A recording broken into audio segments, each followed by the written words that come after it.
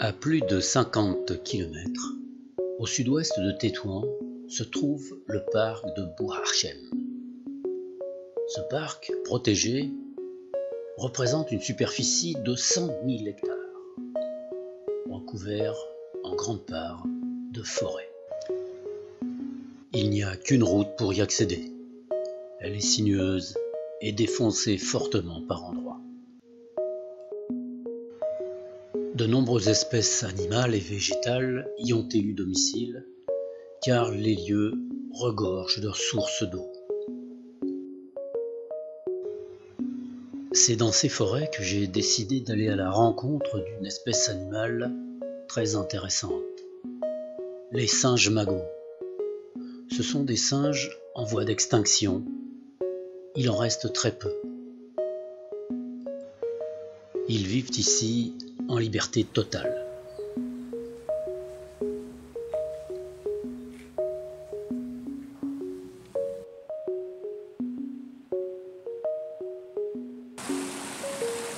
La température extérieure dans la journée est de 18 degrés.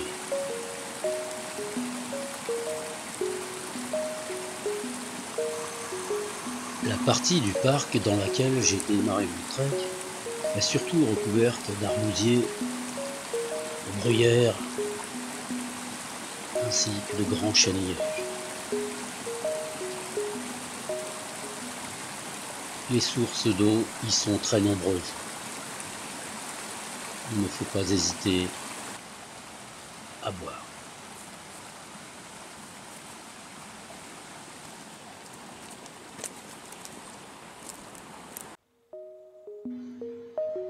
Nous sommes en hiver, les journées sont courtes. Il faut très rapidement établir le camp pour dormir.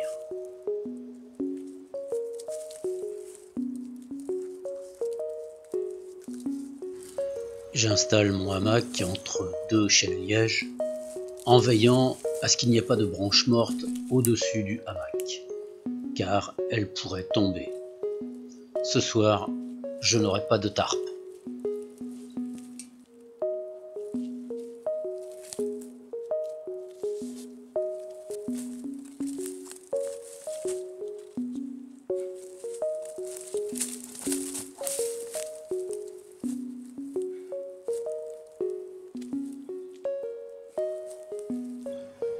La pénombre s'installe beaucoup plus rapidement dans les bois ou en forêt qu'à l'extérieur. Il faut donc se dépêcher.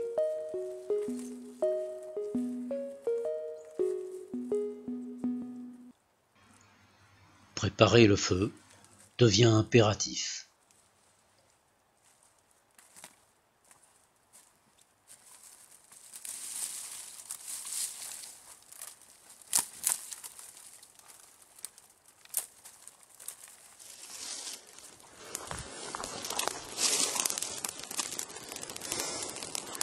Alors, là ce soir j'ai pas eu beaucoup de temps pour préparer le bivouac, donc je suis assez pressé.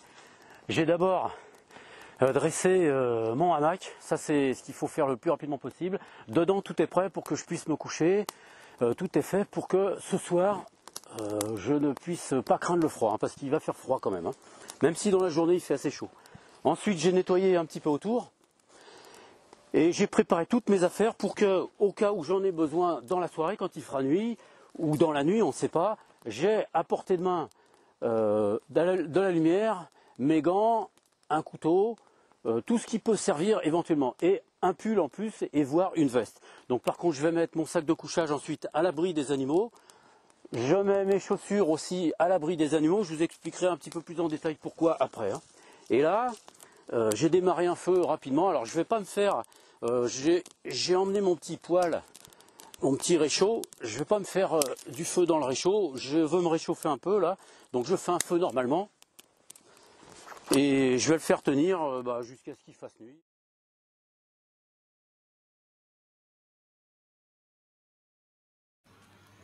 Finalement, la nuit arrive, imposante et sombre.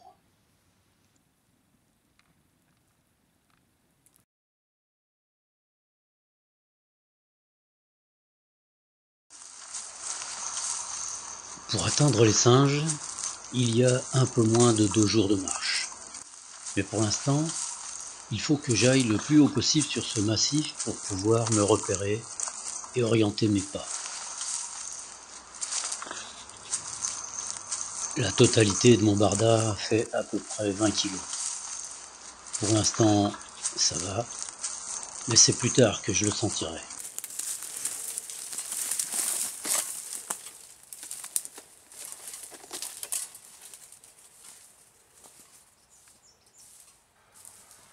Le calme de la forêt m'enveloppe. Seul le bruit de mes pas sur les feuilles mortes résonne.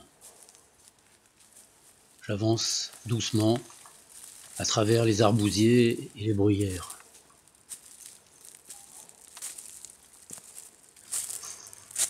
Les chênes lièges m'impressionnent par leur beauté argentée et par leur écorce aussi originale.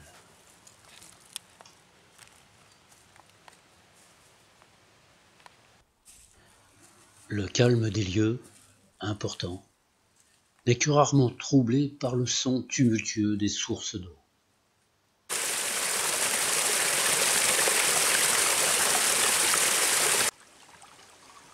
Mais il s'atténue doucement et vient renforcer encore le silence de la forêt.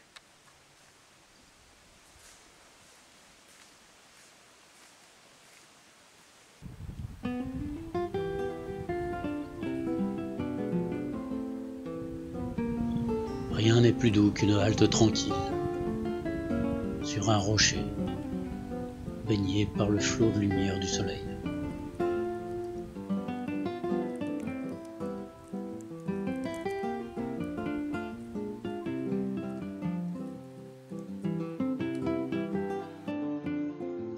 La marche devient plus agréable dès qu'un petit chemin apparaît.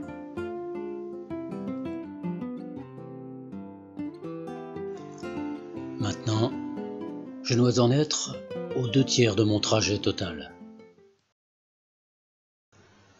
C'est ici, dans cette clairière, que j'ai décidé de faire le point.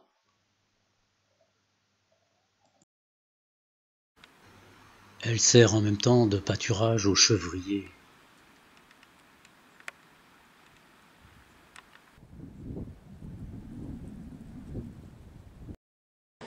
J'ai choisi de faire ce trek ici parce que l'endroit est magnifique. Je vous ai dit, c'est un parc national qui est vraiment super, qui est très très grand. Et il y a surtout ces 2 espèces d'arbres qui sont endémiques et qui sont très très belles. Donc le chêne liège, il y en a vraiment partout. Et ensuite le chêne zen, qui est un chêne dont les feuilles ressemblent un petit peu à celles des marronniers, je veux dire des châtaigniers, pardon. Je pensais au marron dans ma tête. Et vous verrez, je vous montrerai quelques prises de vue. C'est assez particulier parce que quand on les voit de loin, au début, on croit que ce sont des châtaigniers. Alors là, je me dirige vers un endroit que j'ai vu au début de l'année quand je suis déjà venu, parce qu'il y a des singes qui sont menacés d'extinction. Ce sont des singes magots qui vivent en liberté, que j'ai vus l'année dernière. Et je me suis dit, cette année, je vais y aller. Et je vais essayer au moins de passer une nuit avec eux, passer la journée le plus de temps que je pourrais en tout cas, pour voir si j'arrive un petit peu, pas à les apprivoiser, mais un petit peu à avoir un contact sympa. Hier soir, vous avez vu, là j'étais un petit peu pressé parce que la nuit tombait. Je me suis dépêché de faire mon camp, j'ai pas fait d'abri, bon c'était pas la peine parce que je savais qu'il allait pas pleuvoir. Je me suis couché, je pensais que j'aurais froid et en fait j'ai pratiquement pas eu besoin de mon sac de couchage. Je me suis servi juste de mon sac à viande en polaire. Ça m'a permis de passer la nuit, mais j'ai pas dormi. Ce qui fait que ce matin j'étais pas reluisant quoi. Il a fallu un petit peu de temps pour démarrer. Alors, pour vous expliquer un petit peu des trajets, parce qu'il y a une seule route qui traverse tout ce parc-là, la traversée d'un bout à l'autre, c'est-à-dire ce que je vais faire par la route, ça ne représente qu'une vingtaine de kilomètres. Par contre, évidemment, comme je le fais, je ne sais pas combien ça va représenter, mais il faut compter à peu près 2,5 fois plus environ. Hein. C'est-à-dire que là, je suis bon pour faire une 50aine ou une 60aine de kilomètres. Alors c'est assez difficile par endroit, d'autres c'est pas trop difficile, mais l'ensemble est assez correct. On peut dire que quelqu'un de vraiment bien entraîné peut faire ce trek sans problème. Bon, par contre, il faut avoir déjà vu un petit peu les endroits, parce qu'il y a des endroits très très difficiles, qui sont très escarpés, ça monte beaucoup, ça descend énormément. C'est un endroit où il y a beaucoup d'eau, donc je pars pas, j'ai la chance de partir avec beaucoup de matos, mais j'ai pratiquement pas de bouteille d'eau avec moi, à part une bouteille d'1,5 litre et une bouteille de 30 centilitres qui me servent à prendre de l'eau à chaque fois que je traverse un cours d'eau. Autre chose, ce parc possède 2 montagnes particulièrement, on va dire, hautes. Elles culminent à peu près 1600 mètres d'altitude, ce qui fait que j'essaie de rester plutôt en contrebas pour essayer de garder une chaleur moyenne agréable, on va dire, pour faire mes campements. Hein.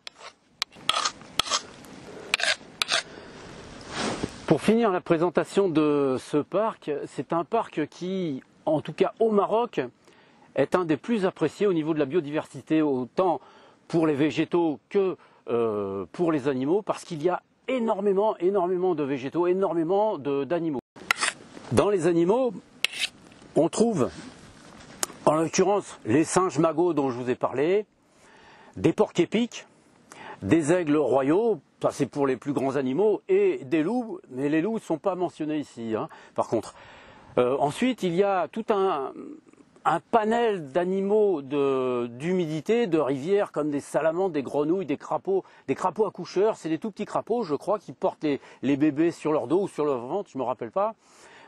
On trouve au niveau des végétaux une grande quantité de cystes de différentes natures. Par exemple, vous voyez ici, ce sont des cystes qui sont nains.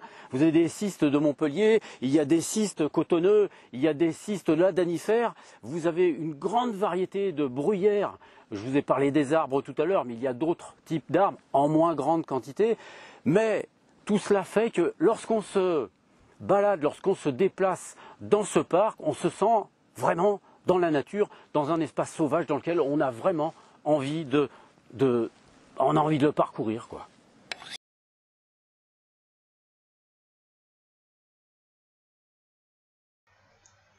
Après cette halte d'une demi-heure, je suis bien décidé à avancer encore un petit peu avant de dormir.